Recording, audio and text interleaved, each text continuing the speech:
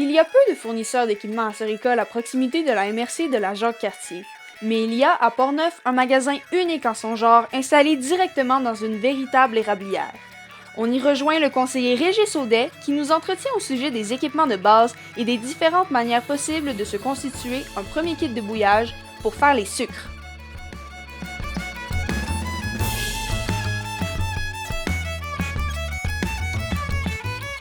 Cette capsule vous est présentée par la microbrasserie La Souche avec la participation des équipements d'érablière CDL. Bien, ici, on est sur les lieux d'une érablière qui va bouillir 9000 entailles. Anciennement, c'est un relais de motoneige. Le magasin CDL ici à Portneuf est un des premiers magasins qui est ouvert en 2004. C'est sûr, c'est agréable, on peut faire des expériences avec nos équipements. On peut, le matin, quand on rentre à l'érablière pour aller travailler, ou à l'automne, lorsque les feuilles sont belles, sont orangées, c'est toujours agréable de venir travailler le matin. So, les clients sont impressionnés de voir ça. Et puis, bien, on peut montrer des équipements, on peut faire des essais aussi avant d'essayer quelque chose chez un client. On peut le faire ici. Ça fait un peu partie de notre lieu de test. Il y a des gens qui vont préférer vraiment le côté bucolique, qui vont vouloir garder l'aspect des chaudières. Même s'ils ont un beau terrain en pente qui se prêterait facilement à de la tubulo par gravité, ils vont vraiment aimer. Moi, j'ai installé 500 chaudières parce que j'aime le côté bucolique, c'est important pour moi. Il y en a d'autres que ça les intéresse pas du tout, puis que même s'ils ont 35 en taille, ils vont préférer de mettre de la tubulo par gravité ou une petite pompe vacuum pour aller chercher le plus de rendement possible avec leurs 30 en taille. Il y en a que le côté du rendement, ça les dérangera pas vraiment. Ils vont vraiment aimer recevoir les amis, puis aller boire de l'eau dans les chaudières directement. Puis si on fait du sirop à la fin de la semaine, tant mieux, sinon tant pis, on aura une belle expérience. Puis c'est un peu tous ces types de clients-là qui vont venir nous visiter ici, là. C'est le fun de leur présenter les produits sur le terrain, leur montrer différents secteurs de l'érablière qui vont composer des pentes différentes, un peu de 3,16, un peu de 5,16, même quelques chaudières sur le terrain pour que chaque personne en trouve son compte. On a des beaux kits de départ là, qui vont comporter une 25-30 chaudières, puis les gens peuvent facilement démarrer avec un chaudron à blé d'Inde, avec un bon brûleur à blé d'Inde. Il y a un moyen de s'amuser avec ça pas mal. Sinon, bien, on peut avoir des petits évaporateurs, du plus petit évaporateur à des prix vraiment intéressants. Sinon, il y en a pour tous les goûts. Puis moi, je vais vraiment conseiller aux gens, quand le terrain s'y prête, d'aller vers la tubulo 3,16. C'est vraiment pas dispendieux. Puis ça va permettre des meilleures couleurs qu'à la chaudière. Le travail qui est relié à ça aussi, toute la tâche de récolter l'eau d'érable. Comme je disais, il y en a qui vont, c'est le côté qu'ils vont aimer le plus. Moi, personnellement, je ne voudrais rien savoir des chaudières. Donc, je vais conseiller les gens qui ont un terrain propice à s'installer au tube pour quelques dollars à l'entaille seulement, là. On a une petite panne 16 par 16, le petit ensemble de bouillage pour débutants qui va permettre d'évaporer de l'eau quand même. Et puis, on peut faire une bonne quantité de réduit à la fois qu'on met de côté avec ce petit brûleur-là. Et puis, quand on a assez de réduit de ramasser, bien, on remet ça dans notre panne et on va finir une petite quantité de sirop à la fois. Ça fonctionne très bien.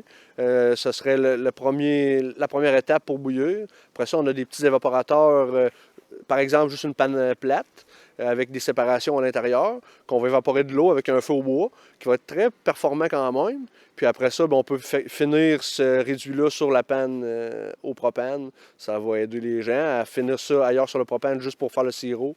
Ça va être quand même assez rapide. Puis là, bien, après ça, on va entrer dans les plus petits des vrais évaporateurs avec une panne à rayon, soit à rayon cassé dans l'eau, cassé dans le feu, puis des pannes à sirop. Puis là, bien, à ce moment-là, on a de la performance, puis on a du plaisir pas mal. Même si on est un petit producteur, qu'on n'a pas beaucoup d'entailles, mais qu'on veut faire un bon sirop de qualité et puis s'amuser avec ça, puis on est techno un peu, on aime ça les gadgets, il y a toutes sortes de produits qui se vendent, qui existent. La petite sirotière vacuum qui va fonctionner pour les plus petites quantités de sirop. Là, on parle des sirotières de entre 5 et 10 gallons de sirop à la fois, qui vont améliorer beaucoup le temps de filtration. C'est une étape cruciale, c'est une étape des fois qui est difficile. Filtrer avec un bonnet standard, bien, cet outil-là va permettre de sauver beaucoup de temps puis d'avoir plus de plaisir. Il y a des réfractomètres aussi qui vont nous donner la lecture à 100% de notre sirop, être sûr qu'il est bien cuit, qu'il est parfait au bon degré Brix. Mais on peut avoir un réfractomètre digital qui va être très, très précis puis qu'il va être apprécié aussi. Il y en a pour tous les goûts. Oui, avec 35 entailles, on peut rester à la bonne franquette. C'est sûr que c'est un loisir. Quand on parle des productions de sirop d'érable à cette envergure-là, 35 entailles, 50 entailles, 100 entailles, faut pas penser qu'on va faire des sous avec ça, mais on va créer plein de souvenirs pour les enfants, pour la famille. C'est un beau moment de rassembler tout le monde autour d'un feu de bois ou d'une petite panne à sirop. L'odeur, quand on rentre dans la cabane, est dure à battre aussi. Faut voir ça comme ça. C'est un investissement de cette façon-là. C'est pas pire que d'aller à la chasse, puis on sait le prix que ça coûte, ou de faire de la motoneige à toutes les fins de semaine, ou d'aller en voyage 4 fois par année. C'est chacun ses loisirs, mais c'est un loisir, par exemple, qui peut perdurer dans le temps. Les équipements qu'on va acheter sont en stainless, sont de haute qualité. C'est des équipements, si on les utilise de la manière que c'est pour lequel c'est fait, on n'aura aucun problème avec ça. Puis dans 25 ans, ça va être encore bon. Les évaporateurs, des réservoirs d'eau d'érable, des choses comme ça, les unités de mesure, si on ne les échappe pas par terre, c'est bon à vie. Là, souvent, les gens vont arriver parce qu'ils ont vu ça quelque part. Le voisin en faisait, ils sont allés voir ça, puis ont aimé l'ambiance autour de l'évaporateur, dans la cabane, les moments que ça procure avec la famille. Souvent, c'est beaucoup ça que les gens vont nous parler ici, les petits producteurs. Puis dans Portneuf, on est chanceux, on a beaucoup de petits producteurs. Fait que c'est des gens qui sont toujours de bonne humeur pour venir nous voir. Ça fait une ambiance dans l'érablière ici, mais aussi dans le magasin qui est formidable. Puis c'est surtout pour s'amuser que les gens vont venir nous voir ici. Puis on les conseille de cette façon-là pour qu'ils reviennent et qu'il y ait une belle expérience. Là.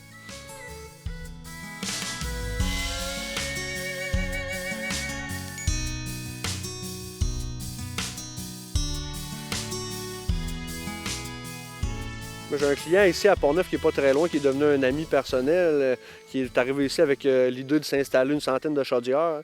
Il a fait une saison comme ça, qui a bien été. Il a fait une deuxième saison, il a été catastrophique. Il n'y a pas eu d'eau dans ses chaudières, il a eu de la misère à récolter, il n'a pas fait beaucoup de sirop. Puis il s'était juré jamais il installerait de la tubulure chez eux. C'est une petite forêt d'érable rouge là, qui aujourd'hui compte 1000 entailles installées à tubulure, avec le système d'osmose inversée, il y a le système de surveillance CDL aussi installé dans son érablière. Il y a tous les gadgets possibles, puis il s'était juré de jamais faire ça. Il essaie de conserver le côté bucolique quand même. Il y a encore des chaudières autour de la cabane. Il y en aura toujours, mais il a vraiment progressé. Puis c'était quelqu'un qu'on devait prendre par la main puis vraiment expliquer toutes les facettes du métier qu'aujourd'hui, il pourrait en apprendre à beaucoup de gens parce qu'il y a eu la passion. Puis on sait quand on aime un milieu, on devient bon, puis c'est facile.